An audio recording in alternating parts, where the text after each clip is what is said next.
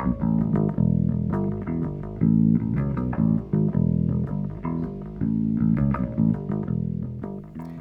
I'm Daniel Lin. I'm an Agile coach and trainer with Agile 42. In this Do-It-Yourself Friday series of videos, we're going to share things that you can do starting today to help your team and organization improve. We'll go past basic tips and tricks and get into things that fundamentally transform your teams. The first topic I want to talk about is something that most of us are probably a bit uncomfortable with: doing Agile wrong. Almost every team I work with says something like, "Hey, you can sit in our retrospective, but just so you know, we probably do it wrong." Or, "We practice Scrum, but I don't think we do it right." An old teacher I used to have said, "Everyone worries about doing it wrong, but I don't know why. They are doing it wrong. You're doing it wrong, and I'm doing it wrong.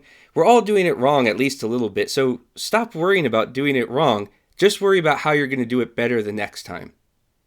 In education, they call this a fixed versus growth mindset. In a fixed mindset, the idea is that you are at some level and you're being measured against perfection, doing it right.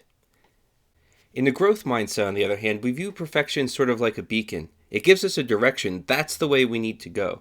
But we also know that we're never going to get there. Think of your favorite athlete or musician. They've been working at their craft for years and years, maybe their entire life, and they still have things that they work on improving. Any skill is the same way, and that includes Agile and Scrum. So how do we put this into practice? Well, you can actually apply it in almost everything that you do, but the easy one's the retrospective. Let's take a look at the most common retrospective technique. What went well, what went poorly, and what do I want to do differently next time? So we're going to change it a little bit. First, instead of saying what went well, I want to ask a slightly different question. What did we do well in this sprint? Next, instead of looking at what didn't go well, I want to pause for a moment and first really look at what we did well. And I want to ask the question, could we improve by doing any of those things we already do well, but doing them more? If so, write each of those down. That's an improvement item in and of itself. Next, once we have that list of improvement items, then we move on to what did we find challenging? What do we think we could have done better? Now, we can write those down. Those are additional improvement items that we have. So first we have the things that we can double down on, that we already do well, and we have the things that we struggle with, and we think we have some ideas on how we could do them better. So with this subtle change, we've moved it from judgment, what was good and what was bad, over to improvement. What are the next steps? What are the next steps on the things we already do well? What are the next steps on the things we find challenging?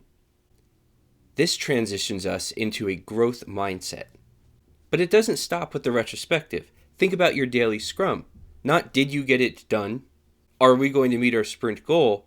Rather, we can ask questions like, knowing what we know now, which is different than what we knew yesterday, what's the right way for us to be working as a team? Just like where perfection acted like a target out in the future that we move towards, so does our sprint goal. I don't know if that's the right thing or not. That's part of Scrum, is being adaptive.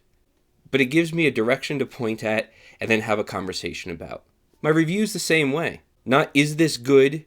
Did I release it? Did I finish the work? That's all judgment. But how have we moved forward? How have we made a better product increment? And remember, it's not just about demoing what you've done in the past, but there's a step forward. What's the right product increment to focus on next? So to wrap up this video, I want to challenge you. Whatever you're doing today with a team, with a group of teams, your department, or even your whole company, think about how you can apply a growth mindset. Change the way you talk about your work so that you're always looking forward. And don't ask, are we good? Are we bad? Are we doing this right or wrong? Instead, be okay with the fact that we're all doing a little bit wrong. The real question is, how will you do it a little bit better next time? Thanks for watching this video. I hope you'll share with us ways that you've helped foster a growth mindset in your teams or your organization. Check back next week for more videos and ways that you can help your team and organization improve.